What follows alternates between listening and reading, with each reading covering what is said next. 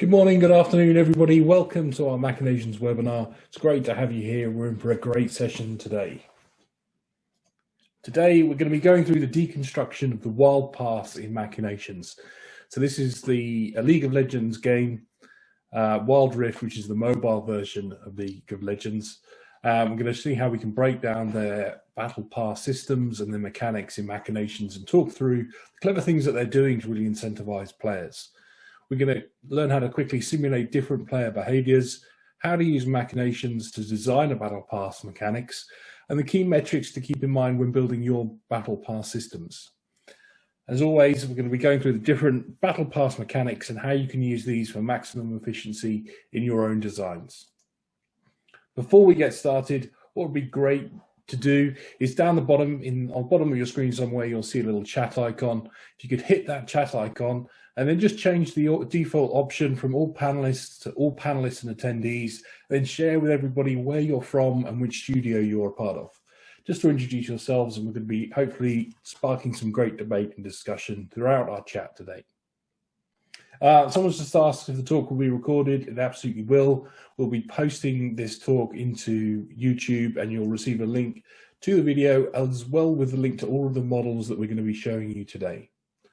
So my name's Matthew. I'm the evangelist for Machinations, still horribly addicted to Factorio, and now I've been dragged back into it to play through the Bob's mod on there as well for anyone that knows it. Alongside me today and doing a lot of the talking will be Chisel, our diagram craftsman and all-round expert. He plays a whole bunch of different games as well. And lurking about in chat with his shifty eyes is Mihai, our CEO and founder, still playing far too much League of Legends, but he'll be in chat, keeping things flowing and answering any questions as we go. For those of you that are brand new to Machinations, Machinations, the future of game design, a tool built for game designers by game designers. Gives you the ability to rapidly design and simulate game mechanics, test changes in seconds rather than days, and a consistent way to share and collaborate on ideas and mechanics. All about making your game super fun and finding that super balanced game. At the end of today's session, as always, we're going to turn off the recording and invite anybody that wants to come and chat to us about game design or has any questions about Machinations. You can join us as a panelist, you can come off of mute, and we like to keep the conversation going. It's always often really good fun, especially on this session. Throughout today's session, feel free to drop any questions you have, either about the game mechanics or Machinations or how things are done, into the Q&A. And we'll try and get to those as we go through. And we're also going to be asking polls. And I'm going to seamlessly transition over to Chisel's screen by launching our very first poll. So just give us an idea how familiar you are with Machinations. If you've not used it yet, if you're just doing some doodles, some subsystems, let us know. For those of you that are brand new to Machinations, I would say this is going to be a more advanced session.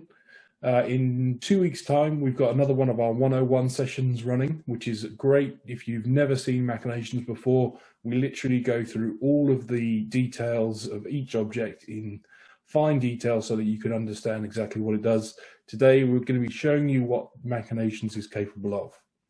And I'm going to end the poll there and share the results. So great, most people have done some doodles, few people brand new, don't worry, you're going to get a lot out of today. And for those of you who've got everything in there, great, pleased to hear it. Hopefully you'll see some new techniques and some new ways of using Machinations that you hadn't thought of before. So Chisel, I know you're a huge League of Legends fan.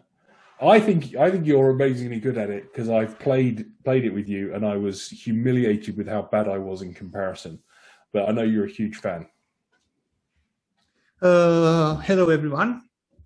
While I'm not a huge fan of League of Legends, I am a veteran player of League of Legends. So I have played since season one. Unfortunately, I haven't been playing in a while, but because of that, it was easy for me to jump into Wild Rift and adapt and check out their mechanics and put out a model, the model that you're hopefully seeing right now, which simulates their battle pass mechanic.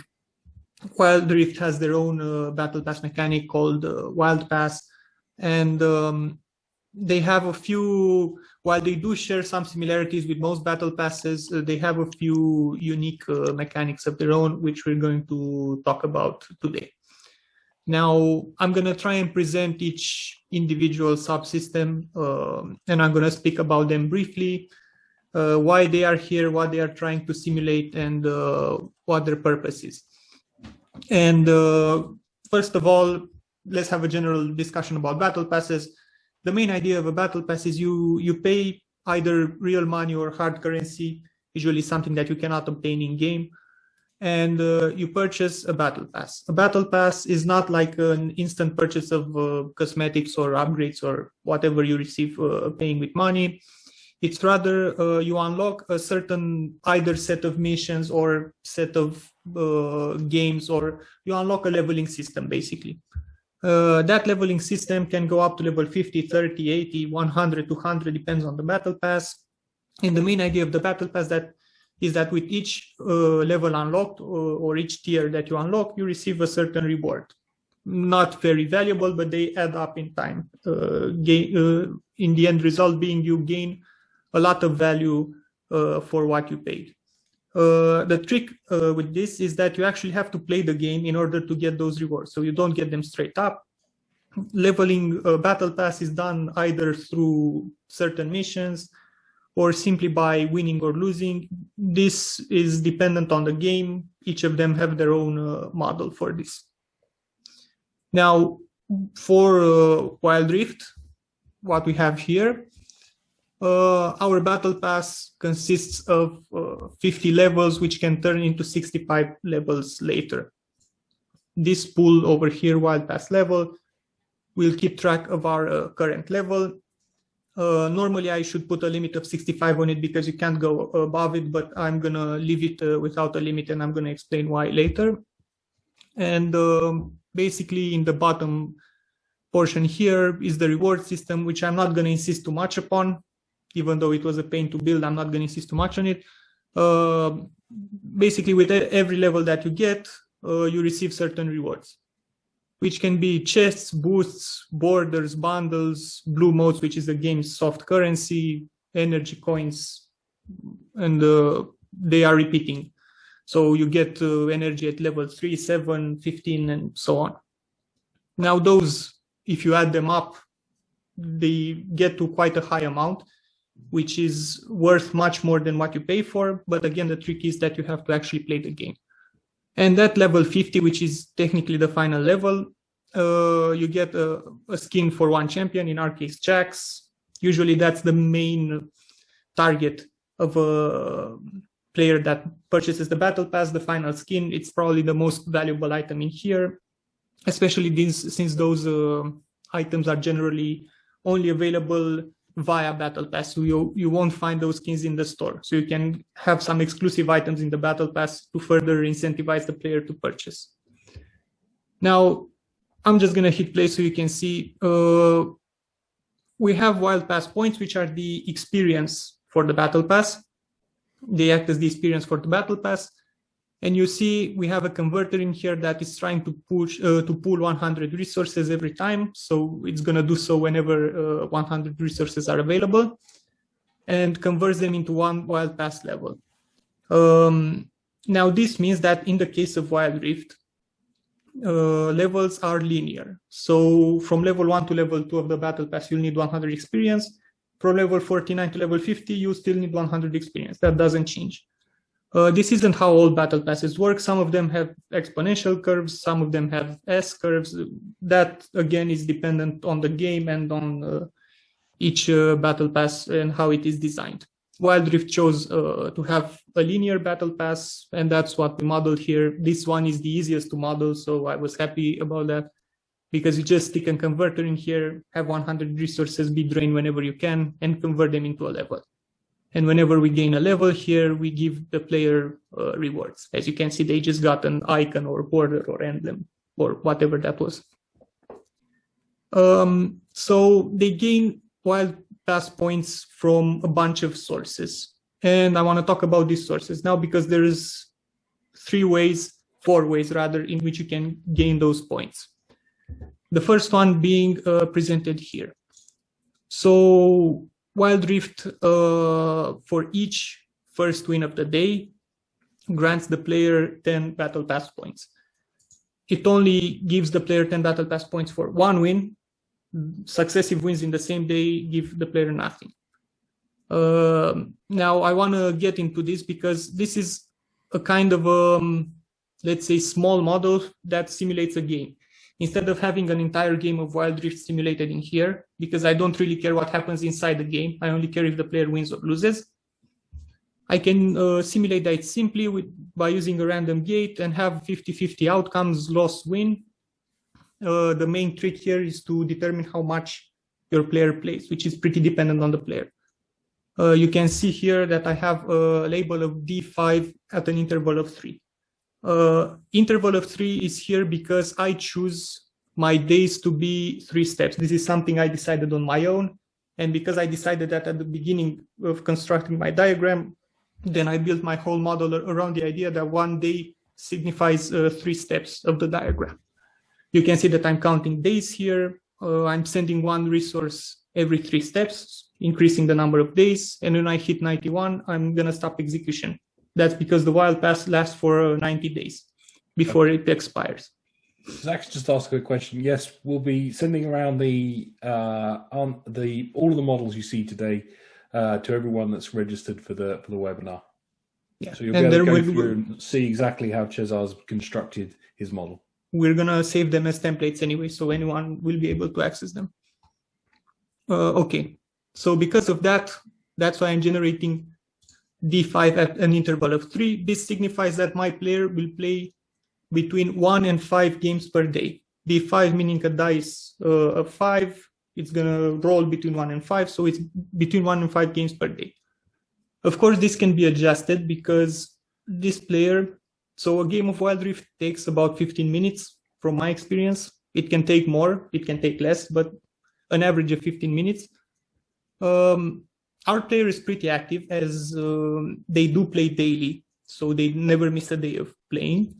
They don't play a lot of games per day, like 3 games per day is not a lot, since typically you play Wild Rift, I don't know, on your way to work or on a lunch break or on the toilet or wherever people play mobile games. And but they do play daily, so generally they will win. They will get the win, so they will get the 10 points per day. Not always the case. For instance, as you saw, we had only one game which went into loss. They gained no points for that day. And this is a really good example of a kind of the first, obviously, the whole purpose of these kind of season passes, battle passes, is to encourage people to play the game more and get engaged more. So this is the first mechanic that we have here, where they're really trying to use this to encourage people to at least log in and get to their first win each day, so that they can get their reward and progress through the season pass. Yes, we will see later that 10 points per day is not quite a lot, but in time it adds up and it's quite a big difference. So yeah.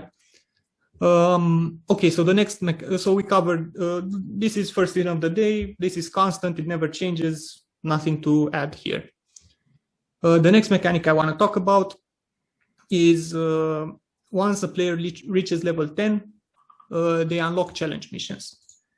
Now, these challenge missions are not necessarily win or lose related. They are more like kill 3 dragons, destroy 7 turrets, kill 50 minions, gain 20,000 gold. So general missions that the player can complete by playing the game, not necessarily winning. So you can lose 5 games in a row and still complete these missions as long as you fulfill their criteria. There are some edge case missions like win a game with an assassin or win a game with a support. But in general, you should be able to complete them even if you win or lose. Winning will obviously help you complete them faster. Now, those challenge missions have some rules. The player receives 3 new challenge missions every day. Hence the 3 at an interval of 3 resources here.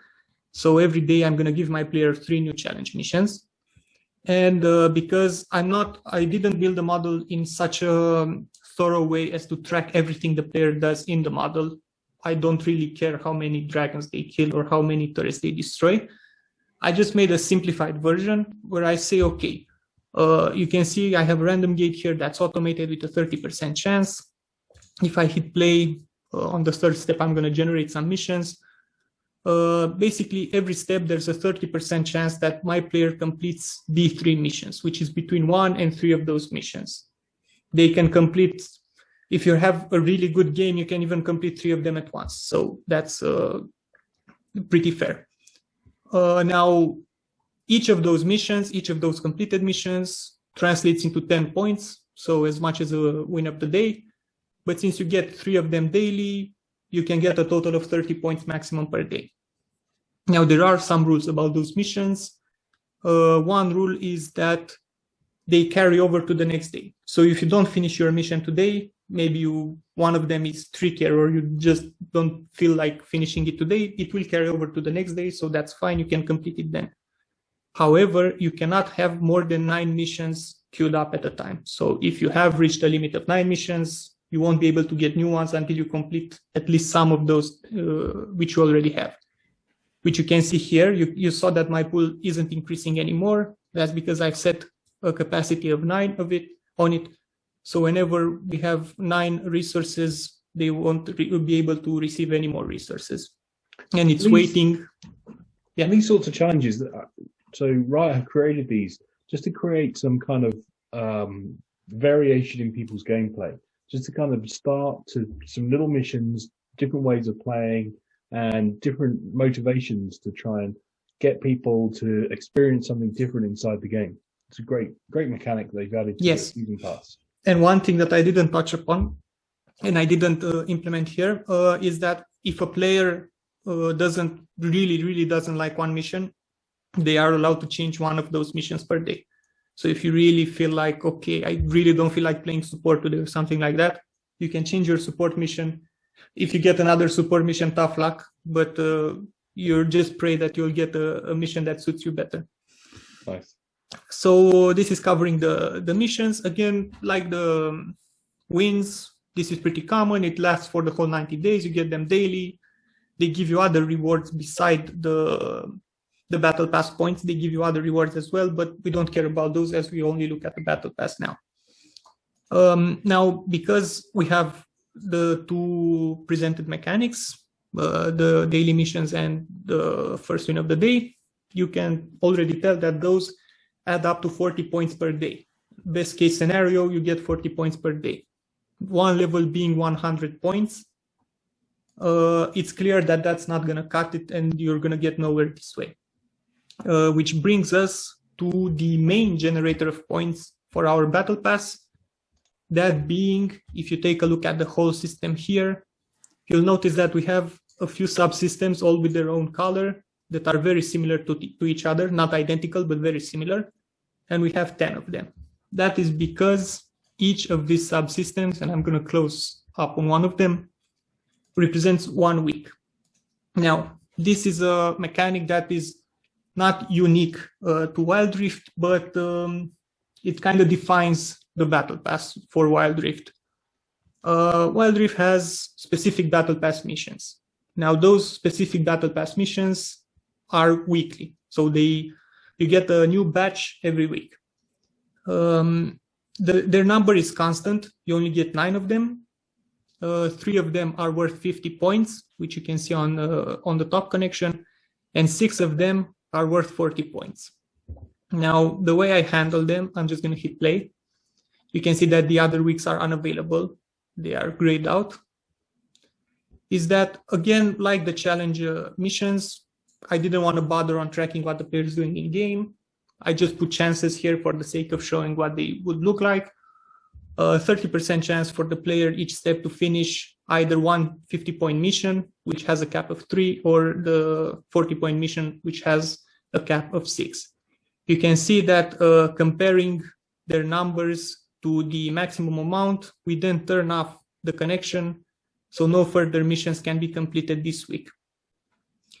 The second mission starts when you can see a condition here, hopefully larger A than 7, A being our day number. So since we count days, week 2 missions will obviously come after the first week finishes, so after 7 days. If we are past day 7, then we are eligible to start week 2 missions, which also come in batches of 9. Now, those are similar, so you're always going to have 9 missions. You're always going to have 3 50-point missions and 6 40-point missions. Now, another rule will come and again define the way that Wild Rift makes their battle pass. That rule being similar in a sort to challenge missions. So as I said, in challenge missions, you can stack them. So you can stack them over days. The same is true for weekly missions. So let's say you're on week 1, you didn't finish all of your missions, but week 2 started. That doesn't mean you're going to lose your week 1 missions. You can still hold on to them and complete them while completing week 2 missions as well. So they carry over, which is fine. But the problem is that this mechanic is only available for 3 weeks. So you can only have 3 weeks worth of missions available at a time.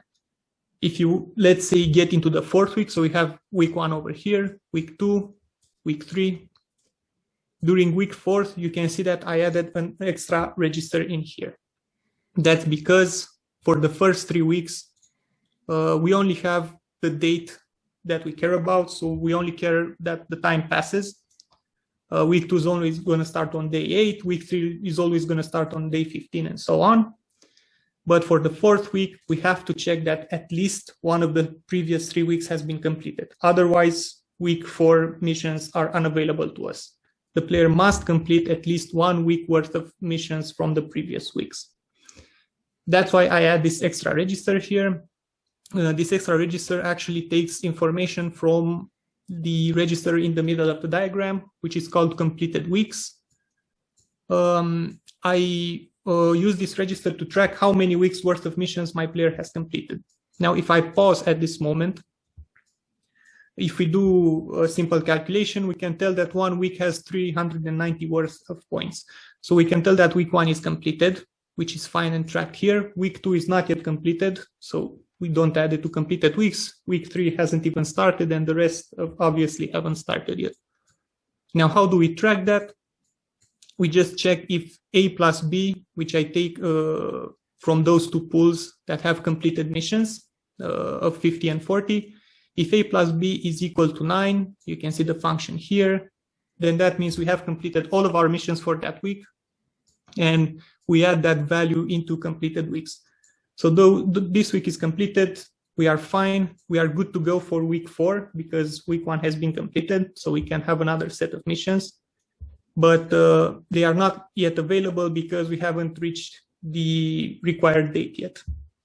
And this mechanic, if I resume, holds true for every subsequent week. Now we have a total of 10 weeks worth of missions. They all abide by this rule. So in order to enter the final week of missions, which is week 10, you will need at least 8 completed weeks of missions. Now, this mechanic is obviously pretty repetitive in all the models. You can see it here. You can see it on the right as well. We have those registers, and they are pretty common in that sense. Now, I prefer to make each week separately because should I ever want to make modifications to one certain week, let's say that it's not linear, let's say the rewards are not linear or the progression is not linear, I am then able to modify each week as I desire, rather than shape my whole model around a single week type sort of system that I would have to then heavily modify in case I want to pinpoint a problem or solve a small issue. That way, if I don't like something about week 1 and week 1 only, I can just go in this subsystem and change, I don't know, the reward from 50 to 60 or something, whatever I feel like. If I feel like later weeks should give better rewards for the player, I can do that for the final weeks rather than go through the whole model. And this, as you can tell, 319 points per week is going to be the main bulk of our point gathering. Now, if I were to quick play this model right now, you see that we have an extra lamp here in the bottom left. I'm going to talk about it in a bit. If I were to quick play my model now, which we plotted here, you can see that I keep track of wild pass points, which is going to be like a zigzag because once you reach 100, you spend them to gain a level, and wild pass level, which is going to be a curve, a nice looking curve. If I hit quick play, I set the number of steps to be just over 90 days, but it shouldn't matter because the end condition stops the execution anyway. So you can see the zigzag that the wild pass points are. Once they get over 100, there's a sudden drop, then they get over and under and so on. While the wild pass level is a constant line. So I'm just gonna pause after the second execution finishes so we can have a bit of difference between them. But as you can see, generally the curve is pretty similar to the previous one. So there's not a lot of randomness in here since the rewards are fixed. The criteria is pretty fixed. The conditions are pretty fixed. So there's not a lot of variation in here. So if we check, let's make this, let's not look at the points. Let's just look at the level. You can see my second execution reached level 60 in the end. My first one reached level 59. So we're in about the same spot. There's not a lot of room of variation. Variation would come if the player was a bit more inactive. My player is pretty active, playing the game daily and trying to complete the missions actively. That's not always the case, but generally players that do buy battle passes are active because that's why they buy the battle pass, since you do require to play the game in order to gain the rewards. So they are people that usually already enjoy playing the game and say, what the heck, why don't I also get rewards for playing the game since I'm playing it anyway? That kind of mentality. So being active gets you to around level 60. Now, Wild Rift has another, again, I wouldn't say unique, but defining characteristic, in that once you get to level 50 and technically you complete the battle pass, you can still move on and go up to level 65, and every 3 levels, that being 53, 56, 59, 62, and 65, you will get certain bundles, which are either, I don't know, skin bundles, emote bundles, cosmetics in general, but you get to choose, not to choose, a variety of those every other 3 levels. Now you can see that a player, even if they are active, and trust me, because I ran simulations, my player completes all of the missions, they only get to about level 60. So they don't get to level 65. How does Wild Rift help the player in that case? Well, I was talking about this small system on the left side here. They have what is called Elite Pass. Now, Elite Pass is sort of an upgrade to the already existing Battle Pass that the player can purchase. So once you purchase the Battle Pass, you can also purchase the Elite version of the pass. What the Elite version of the pass does is that it unlocks 8 extra missions. Now, those missions that you see here are fixed. There's no randomness involved. They're always the same missions. Win 5 matches, kill 25 drakes, earn 200,000 gold, destroy 70 turrets. They are the same. The thing with those missions is that the player can complete them up to 3 times. And each time they complete that mission, they will receive 60 points. So it's higher than any reward that you get with the normal pass. Now, because each of those missions gives 180 points upon completing them 3 times, it's obviously going to help the player a lot when going through those battle pass levels. Now, those missions, again, like above, I didn't concentrate too much on what the player is doing in-game, rather giving them chances to fulfill each mission based on the probability. So win 5 matches, I gave him a 40% chance to win a number of matches every time. So not a very good player. For placing wards, for instance, I give them a chance of 90% because everyone places, I mean, I want to say everyone. Those of you that play League know that not everyone places wards, but most players place wards. Everyone deals damage, everyone earns gold regardless of how bad they play. Almost everyone gains at least a kill or assist per game, no matter how hard they play. So based on that, I created some chances that they actually gain some of those. Now, this was handled by having an Elite Pass purchase at the beginning of execution, which I set to 0%. So up until now, we were playing without the Elite Pass. Now, because I'm going to set that to 100%, we're going to be playing with the Elite Pass. And you're going to see how that's going. Once we purchase the Elite Pass on the first step, I increase my chances here. and we start placing wards, we start completing missions, we start getting kills, we start getting gold, dealing damage, and all that stuff. And whenever we complete one of those missions, you see the converter pops up. We have one completed mission in here, our source sends 60 points. And once we hit that 3 times, hopefully the damage will do its job again, because it seems to be the fastest one. There we go. We turn the converter off. We can no longer complete this mission, but others are completed, and you can see we gain a lot of points from it. So if we were to check the chart right now, you can see, compared to our previous execution, what an increase we have in here. So if I were to reset right now and just do a quick play, you're going to see that our level spikes really hard at the beginning because we're completing those elite missions. There you can see the difference in our levels. But as we progress, since we do run out of those missions because you can only complete them 3 times, our graph is going to run in parallel with the previous one, but keeping its distance. So it's always going to be above in levels. So you see we've already passed level 60. We're going above and beyond. This is the point where I should have put a capacity of 65, as I said at the beginning on the pool, but I chose not to because I wanted to see the theoretical level that we can reach if we have an active player that purchases all of what the battle pass has to offer. And if I were to pause right now and look a bit at the chart, we can see that our player reached level 76, so way above 65. Easy completion of the battle pass as long as you're active and you play the game, and you also buy the elite pass, you're going to get to that level 65 very easily. Now, subsequent simulations, you already saw the last one, that it's kind of similar. That's again because there's not a lot of variety here. So Riot wanted to give you certainty instead of randomness. So as long as you play the game, you are going to get your rewards. So you do get what you pay for. It's worth it if you are an active player. The main, let's say, point of discussion here is if you want the skin or not, because that's probably the highest price of the battle pass. That's what you most care about. So if you like that champion skin, go for it, enjoy the game and get the skin as well. If you don't think about it, the other rewards might be worth it anyway. So yeah, that's a deconstruction of an existing model. So that's Wild Rift's take on battle passes. Nice. I think what's brilliant here is just how they use that battle pass. You see a lot of battle passes which are great for kind of monetizing a game and getting people to hopefully play their game more. What Riot have really done is they've looked at what's going to change people's playing styles and what's going to encourage them into doing something different that they might not normally do.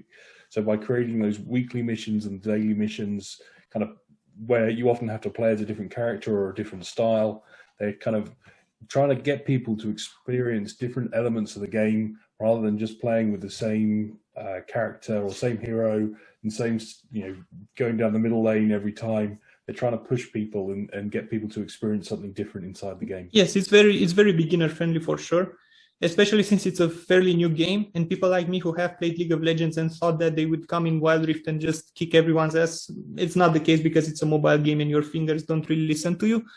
It's really beginner friendly in that sense, since basically everyone is new to the game. So you can really try out different styles. Obviously, it's not something I would recommend you try in ranked games. I suggest you play your best roles in there. But yeah, for beginner games, it's definitely, and even for veteran players that just want to relax for a bit, maybe play 2 or 3 normal games per day that you just don't care about winning or losing, just try to have fun. It's a great incentive, I believe. Nice, great. Please do, if you have any questions as we've been going along, please do just drop them into the chat. I see we've got a question. Did you deconstruct other battle passes? What's unique about Wild Rift? So I know we've looked at lots of different battle passes. So do you want to answer that one? Well, I have looked at many battle passes. I didn't deconstruct a lot of them. I would say that the most, let's say, unique mechanic that Wild Rift has is the fact that you can queue up weekly missions, but only up to a certain point. Other battle passes that I see either don't let you after 1 week or just let you the whole time. They don't have the concept of weekly missions. They are general missions that you can complete at every point. So the concept of having 3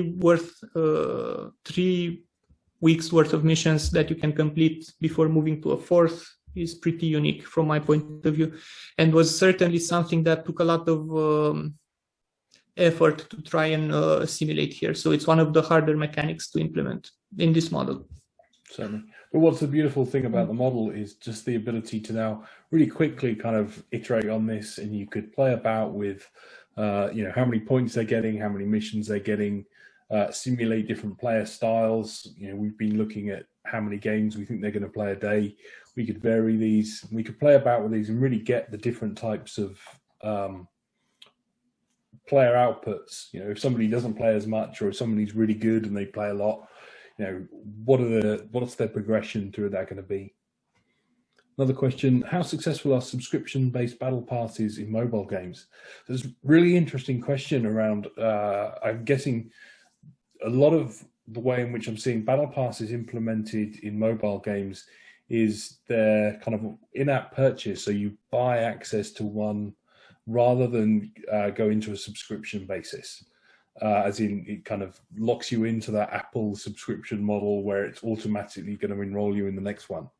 I think subscriptions, I think a lot of people are very hesitant. Seeing a lot of people, a lot of developers kind of separate out a subscription model from a battle pass or season pass model, where they're actually treating them as two separate monetization strategies. So, Cesar, have you got any thoughts on that? My lack of experience playing mobile games would probably PC Master Race on Cesar. Probably prevents me from answering that question correctly. I do believe that battle passes are very profitable for players if they enjoy playing the game. That's my take on it. If you have a successful game that the players actively play and you have a lot of daily active users, a battle pass, I feel, would be very successful. Perfect. All right. Now I'm going to ask another poll question while we seamlessly transition. Just love to know where everybody is with your season passes so far. Have you got a season pass in your game? Are you hoping to improve your balance? Just drop that into the survey there, and I will share my screen. We have another question, I think. When you submitted to the team the proposal for this battle pass, how much different was it from the actual one we are watching now? Now, I don't want to brag, but I'm kind of the authority here when it comes to deconstructing. So I didn't really ask anyone what they think of my version. It was already finished when I showed them. So the one that I showed them is the one that you're seeing today. As soon as I was comfortable with what I have here, I was confident that we can bring it into the webinar and it will look good. Perfect. Actually, a couple of these other questions have come in. Increased player progression speed towards the end of the battle pass. We're going to talk about that next. Understand a hardcore player will easily complete the battle pass. What about the average player? I'm interested in learning the monetization potential.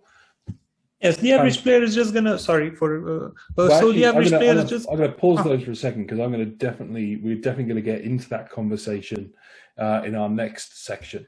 This is actually exactly the type of questions that Matthew was hoping you're gonna ask. Yes, it's all working. It's all coming into plan. Right.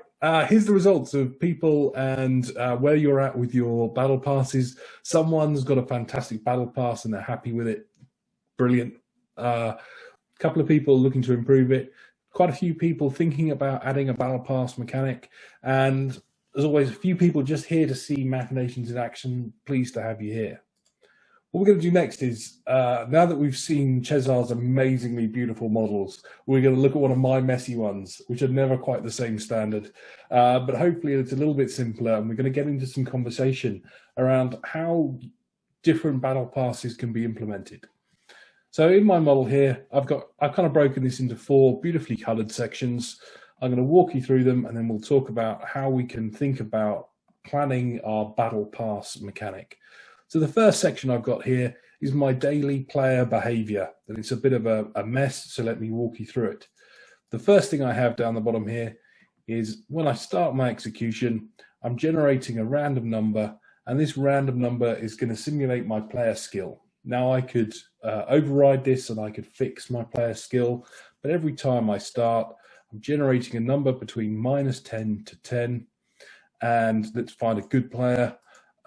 So here, that +2 means they're getting a +2 chance of winning and a -2% chance of losing.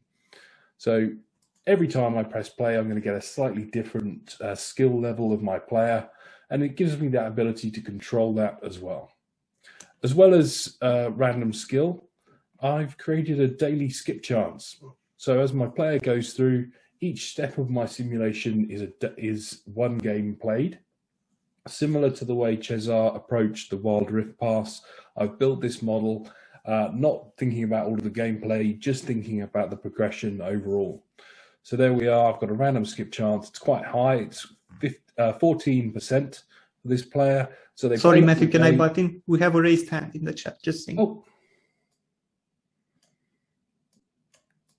sure.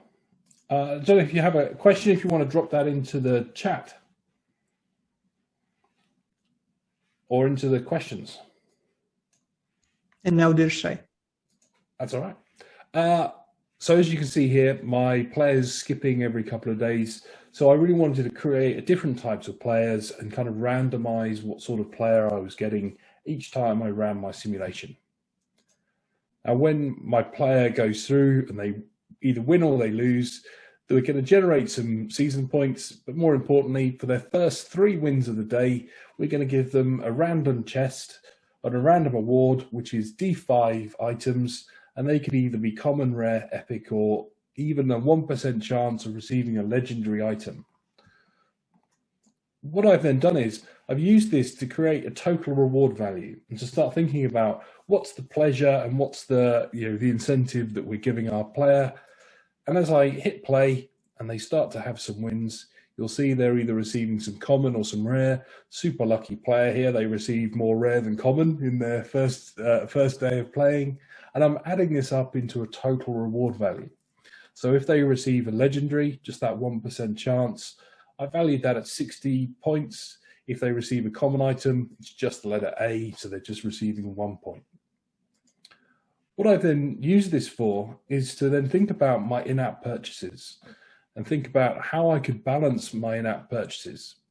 Similar to the way I've created different skill levels, and every time I hit play, I get a different player skill. I also have a different chance of the player doing an in-app purchase.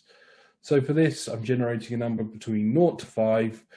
So if it's 4%, there's a 4% chance a day that they're going to go through and make an in-app purchase. And here I've got my different types of packages for my players to buy. Now, obviously in a real game, I'm going to give these some super funky names. But here what I've done is I've actually used Machinations to balance these purchases so that they actually just literally buying progression in the game. So the £1 purchase is half a day's progression, going all the way up to being able to spend $20 on buying 1 month's worth of progression. So I can really quickly start to see how the player might behave with those different chances. So it's really rare that the player will make a 1 month progression purchase, because I've got a 4% chance of them actually making a purchase, then just a 2% chance that that's going to be a 1 month progression option. Now up here is where I've started to build out all of my battle pass mechanics. And the first thing we're going to look at is the different styles of progression that we can see inside lots of different games. As Cesar explained, in the Wild Rift Pass, they have a very linear progression system. So it's a fixed amount of season points to progress each level. First thing I'm going to do is open up my chart. I'm going to clear this for a moment from where I've been playing it, hit quick play, and just show you how these different progression systems can look. So my black line here is an exponential progression system where the amount of season points to progress a level increases. So you can see I get a beautiful curve. This red line is showing a linear progression system. So this linear progression system, you'll notice they get to the end of my season pass, which is 30 levels at exactly the same time. Because of all the randomization I have in the model, it's It's going to be a different amount each time. And I balance this so that 80% of the time, the average player that I'm simulating will be able to complete the season pass. So hopefully out of these 5 quick runs, we'll see someone not quite get there. Now, love to know what your thoughts are and how you would like to balance a progression system for a season pass like this. So I'm going to launch a quick poll, see what everybody thinks. This is a great opportunity. We've got lots of different game designers watching this today. Which do you think is the best model for a season pass leveling up system? Either a linear or an exponential curve. So the black line or the red line. Red line being linear, black line being exponential. And it's super close as people drop their answers in. I'll give you a couple more seconds to drop the vote. So I think we're literally tied at the moment. So your vote might make the difference.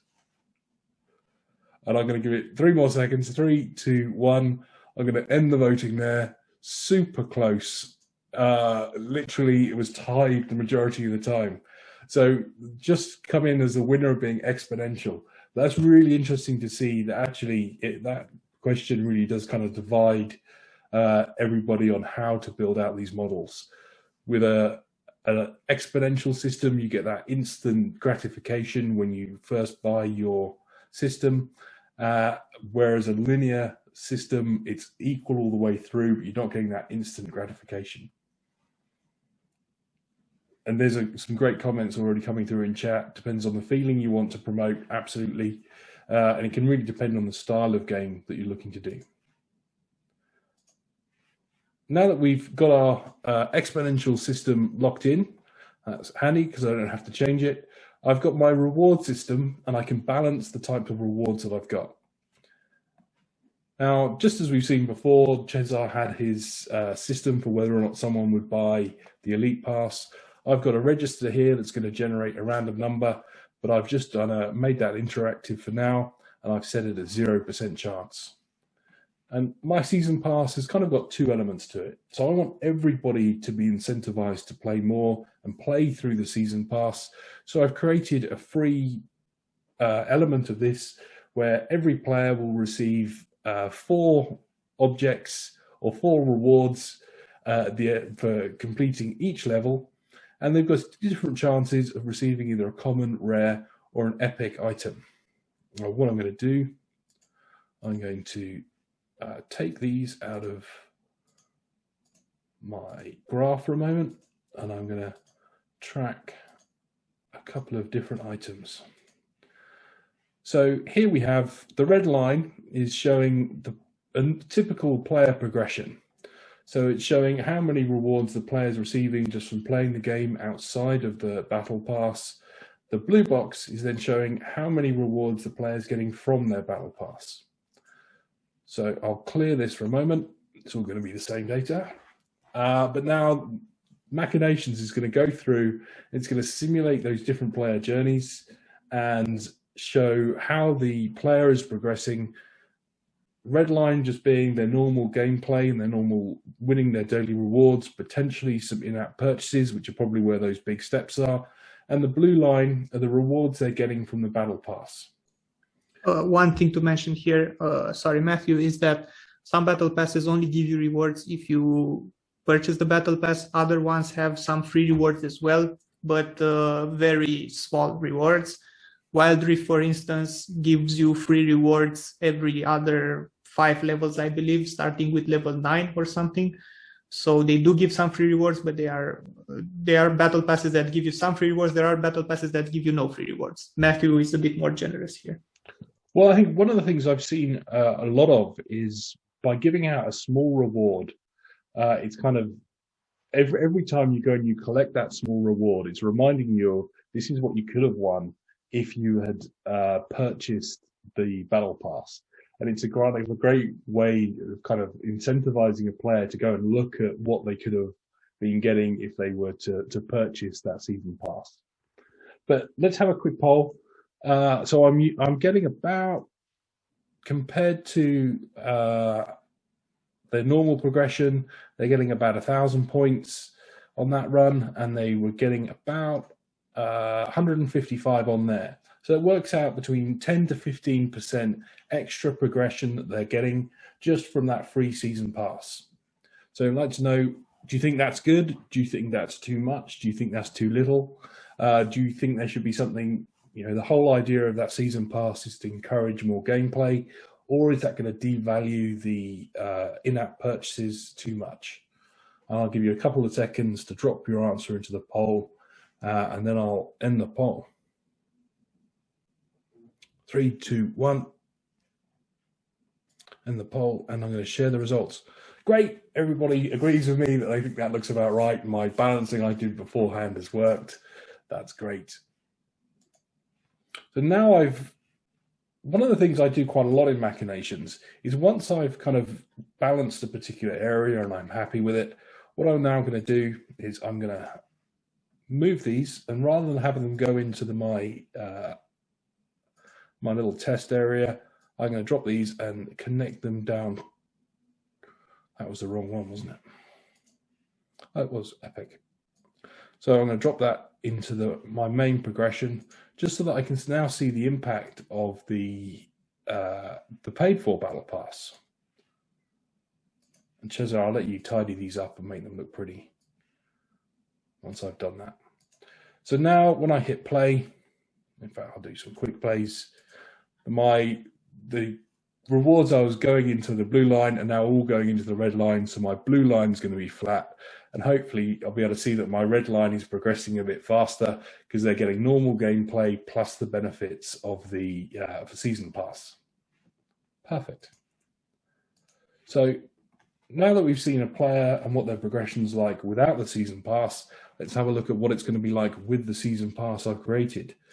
So I'm going to give it a 100% chance of the player purchasing the battle pass. So I'll open up my chart, clear this for now, and I'm going to hit quick play and show what the rewards are that a player is going to be getting. Now with that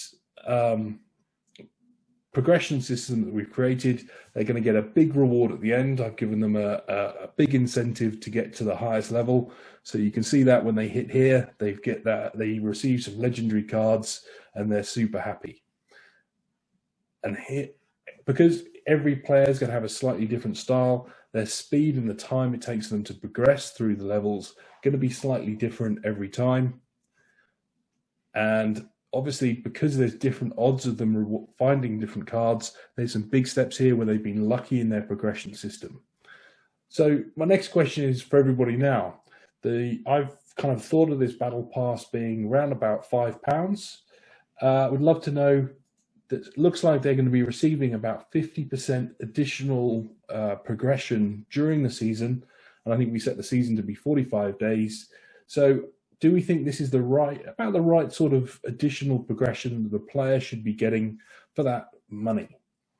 So if that's 50%, you can think of that as being worth about, what did I say? It would be worth 5 days, 2 weeks worth of progression. I've kind of set that as $10 before. So it's kind of a 50% discount, but it's incentivizing them to play more. Interesting results coming in. And I'll give you a few more seconds to drop your answer into our poll. Hopefully we can have some great discussion on these because there's lots of competing thoughts on this. And I'm going to end the poll in 3, 2, 1. Here come the results. So yes, everybody agrees with me, Cesar. I'm right. It looks perfect. But actually, we've got several people, almost actually half the people, that think that we could do some tweaking to this. The beauty of Machinations is I could really quickly play about with my progression system and adjust the odds, adjust the number of items that a player's getting, and really tweak my progression system at a very granular level and very quickly test to see what the impact of these would be. One more thing I was going to cover. I thought I was done. I'm not. One of the questions we had, and I've kind of started to build this mechanic up here, is there's a few different ways that we could incentivize the player, if they're not going to get through to the end of the battle pass, to purchase their way through the battle pass. Certainly something that I've seen a lot of. I don't know, do they have this in Wild Rift where you can buy experience or a level? Yeah, I forgot about that part. There was a small part in there that I didn't touch upon, but they have this mechanic where you can buy one tier. Now, since Wild Rift has a linear progression, so every tier is going to be worth 100 points, that buying one tier is not a problem, but as Matthew is going to explain, there are multiple ways to go about this. Absolutely. So I'm going to launch a quick poll. I'm going to explain it first. So here's my source, which is I'm going to trigger in case a player purchases this. So I've got the option. I could either push a 1, and I'm going to push it into the gate, not the pool. Nice. I could push 1 extra so they could buy a whole tier. The other option would be I could think about the amount of experience I wanted them to receive, and especially because it's an exponential curve, this will mean that, say I set that at 400 season points that they could purchase for $1.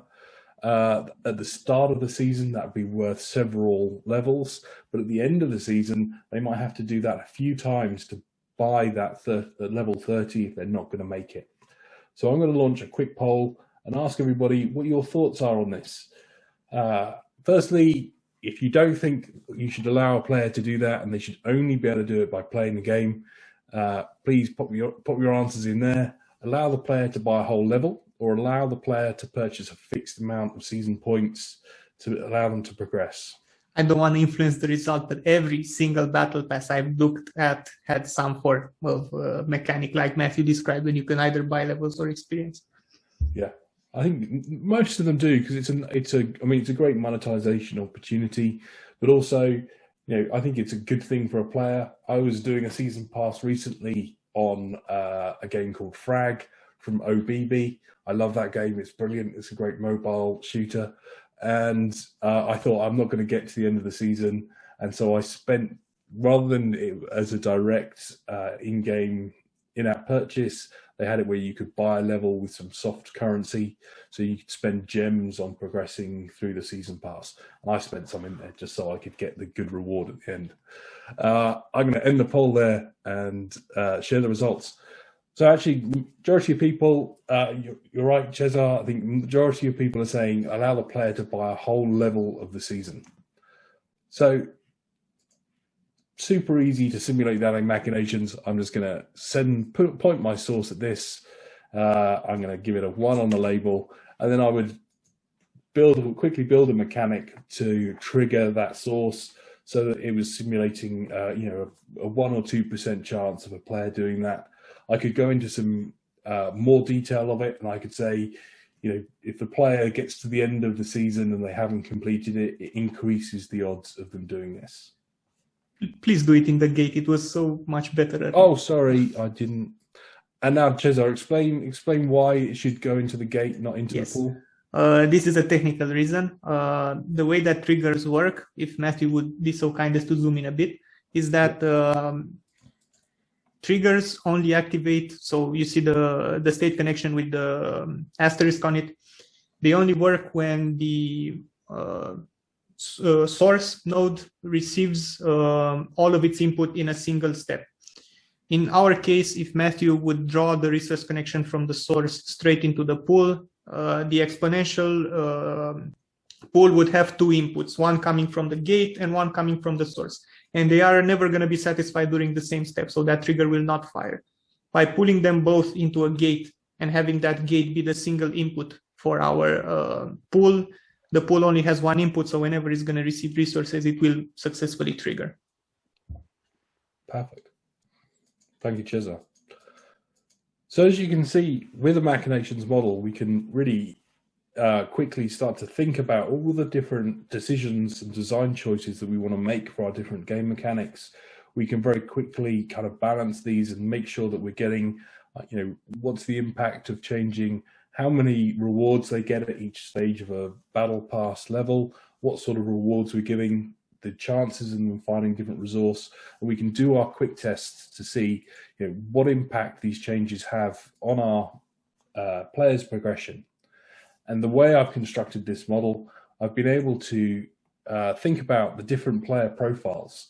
And so with by changing a couple of the registers, I can simulate a super successful player, a very unlucky player, someone that's going to play a lot, or someone that's not going to play much.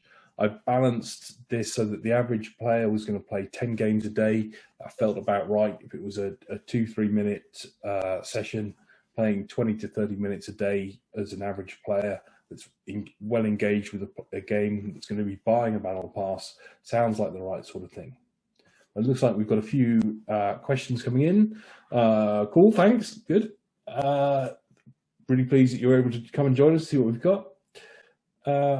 Did you deconstruct any other battle passes? What's unique about Wild Rift? I don't think there's too much that's completely unique about Wild Rift. I think one of the really great things you can take from it is the way in which they're not just using the battle pass as a way of incentivizing play. They're using it to incentivize different styles of play and creating different missions to make people experience a different aspect of a game. There's so much you can do in it. I think that's a really good example. Any other? Did we not answer this question? I think we did. I clicked on the wrong box. So to let everybody know what's going to happen next, because we're over time almost. At the end of today's session, we really want to come and speak to more game designers, hear from more game designers, and input into Machinations. So we're offering some free sessions with myself or Chisel, or maybe both of us, to come and chat with you individually about what you need from Machinations and how Machinations can be implemented in your studio. So at the end of today's session, you're going to get pushed to a link, and you can actually book time with us directly, and we can come and chat about your models and how you could use Machinations inside your studios. I'm going to ask Coria to drop in all of our fantastic links to our different social media and different ways of communicating with us. So our Discord, our Slack, our Clubhouse, come and chat with us online. More importantly, at the end of today's session, this recording will be put online, and you'll be able to watch it back and see all these different mechanics. You'll also receive these links to these models so that you can go through and see how we've implemented all of these mechanics. If you have any questions, please do drop them into chat or the Q&A. We'd love to answer any questions that you have. We've got a question here. Not quite. No, I'm not using. There is a question in chat, but it's only to all panelists. Oh, okay. There we go, fixed.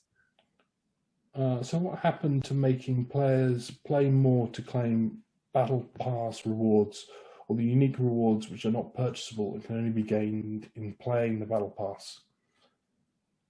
This is not. This is kind of dependent on the game.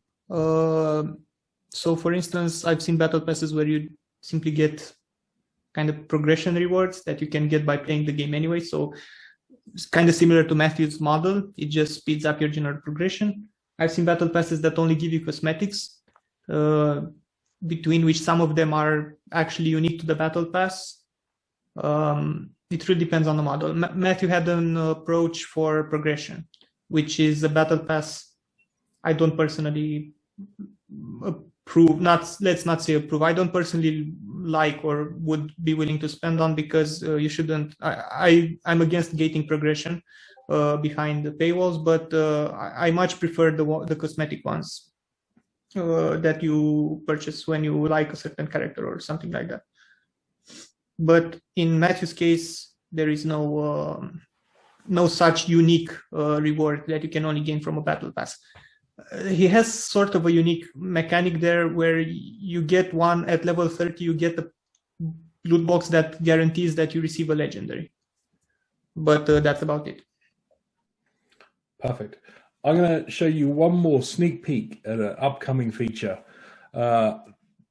just because we're super excited about this. After this, there's another question. Just remember. Okay. So, new feature coming out in the next week or so. We're adding this new feature to our charts. So now I can add averages into my model. So I'm going to add some mean averages, hit my quick play. This is a similar sort of progression system that we saw before, slightly more randomized. You'll see doing the quick plays, the first one runs, Once it's got to the end, it's going to run the second one. And you'll see here now that as well as showing the results of each of them, we're now creating averages inside our charts so that we can quickly see what the average results are. We can also see the median and the mode from our results, and you'll see for each run, it's gradually zeroing in and finding us the average of our results. Super exciting. We've been working on this feature for a long time. Really excited to give you a sneak peek of it. It's going to be released in the next week or so. It is a premium feature, so if you're just using the public plan, I'm afraid you'll need to upgrade to one of our paid for plans to get this feature. But it's really helpful in terms of where you've got a lot of randomization in your table. You can, rather than kind of having to go through that whole process of exporting a CSV file and trying to work out your averages, it's giving you the averages immediately inside the chart. And if I stop that for a moment, when I hover over, you can see I can track the averages all the way through in the chart to see what the average progression is at any step in this. So really exciting feature. Sorry, Chisel, what was the next question? Should the option where the player can directly buy into the next level in the season pass be always available for them? If yes, would it be okay if the player just buys all the levels without engaging a lot in the gameplay? So first I'm going to answer this with how Wild Rift handles it. In Wild Rift's case, as I said, you can get up to level 50, but then still continue going up to level 65. Wild Rift lets you purchase levels up to level 50. After level 50, then they don't let you purchase levels anymore. You have to earn them by playing the game. Now, actually, there was a great comment in the chat earlier that one of the things that a lot of games are doing is allowing streamers and things to buy all the levels so that they can do a grand unboxing video and show all of the different rewards in the season right at the start. There's probably a bit of a rush for them to be the first one to post all of the season's rewards on YouTube or Twitch as quickly as they can. Which I think is a really good shout, a great way of kind of engaging people and getting people to purchase, help you actually sell the battle pass. From a logical standpoint, I feel like it would be okay to let the player purchase a level anytime that they want, but you should make it so if they do choose to do that, if they do choose to purchase a lot of levels, it actually comes off more expensive than just outright buying it with in-app purchases. So the battle pass becomes kind of irrelevant. So it's something that should always be available, but should not be profitable for the player, I feel like. True. The beauty is you can play about with Machinations and see what the impact of those different ones are